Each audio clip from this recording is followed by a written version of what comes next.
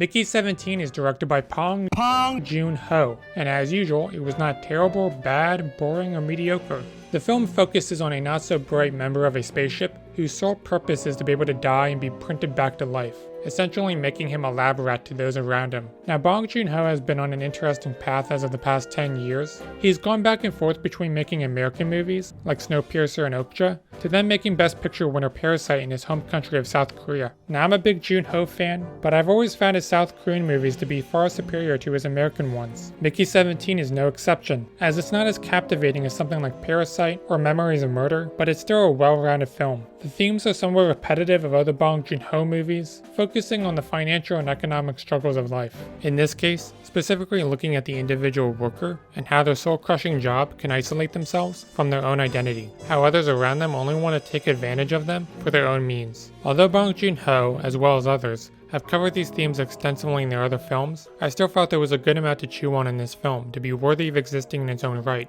It's funny, kind of horrifying, and absolutely quirky in the same way Okja was. There were genuine moments where me and everyone else in the theater I was in were laughing out loud. The acting, especially from Mark Ruffalo, had me smiling anytime he showed up. He's probably the most over-the-top character of everyone in the movie, which is definitely saying something. Everyone else in the movie is great. Robert Pattinson essentially plays two versions of the same character throughout the film. He manages to portray subtle differences between the performances and accents of the two characters to be able to easily set them apart. It's definitely one of his quirkier performances, but I thought it worked well for the film. I really enjoyed how exaggerated and extreme the acting was from everybody in the film. It made scenes which otherwise would be boring more fun and energetic. Everybody's acting is so extreme and over the top, and I loved it. Now, there's a lot left up to interpretation regarding the cloning in the movie.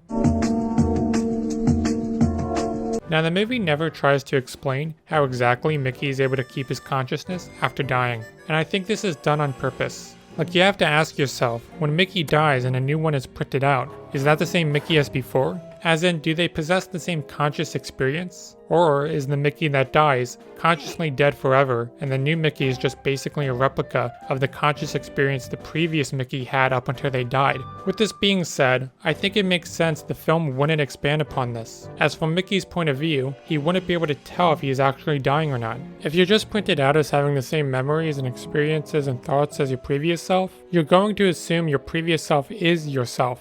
In reality, the last version of yourself is actually gone. This is all without mentioning the different personalities the Mickeys have in the film, which adds an extra layer to the interpretation. Without diving too deep, I really enjoyed there is a lot to interpret from the movie, as it really helps to expand the themes it's trying to communicate. I mean, assuming Mickey is repeatedly dying over and over, and a new person is spawning after, this just plays into the themes of exploitation. The rest of the film is really well made. The cinematography is great, the lighting is great, the sound design is great. The film overall looks really amazing. The special effects, on the other hand, were not really notable. They work for the film, but they could have been improved. It's another good movie from Bong Joon-ho, but it's not as exceptional as his other films. The first 2/3 of the movie are better than the last, as it primarily focuses on Robert Pattinson's character and how he feels about his situation and identity. The last act of the film shifted its focus to being more of an action thriller, and steering away from the character study that the film had been building up to up until that point. I still enjoyed it, but it was not as solid as the first half of the film.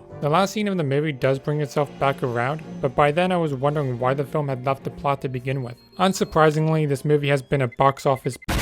This is partially due to the nature of the movie theater business right now. Everybody is having a hard time trying to make back their money at the box office. Now, Bong Joon-ho's American movies have much higher budgets than his Korean movies, probably due to the heavy amounts of CGI and hiring big-name actors. It's honestly kind of surprising this project was able to get greenlit to begin with, given Bong Joon-ho's only other film to break over 100 million at the box office was Parasite. But given that Parasite is his most recent film and it won a ton of Oscars, the studio probably thought this could be a big hit. Either way, Bong Joon-ho will most likely be fine and go back to making smaller, mid-budget movies. This tends to be where he makes his best movies, so I'm okay with it.